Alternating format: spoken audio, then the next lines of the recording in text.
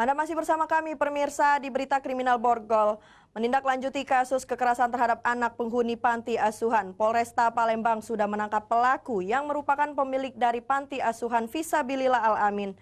Dalam pemeriksaan kesehatan pelaku dinyatakan mengidap penyakit HIV. Video kekerasan terhadap 18 anak panti asuhan Fisabilillah Al-Amin Palembang beredar di masyarakat. Polisi pun langsung menindaklanjuti beredarnya video tersebut.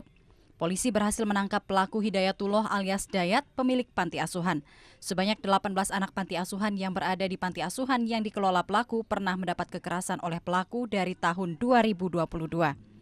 Dari keterangan polisi dan melakukan pemeriksaan di Rumah Sakit Bayangkara, pelaku positif terjangkit HIV/AIDS. Polisi juga telah menetapkan Hidayatullah sebagai tersangka. Kalau dari informasi tersebut, kita sudah melakukan tes, melakukan pemeriksaan secara intensif di Rumah Sakit Bayangkara, dinyatakan positif HIV. Dan untuk tindak lanjutnya ini tentunya kami melaksanakan komunikasi dan koordinasi serta kerjasama dengan pemerintah Kota Palembang. Kemarin untuk anak-anak tersebut kita sudah kerjasama dengan dinas sosial.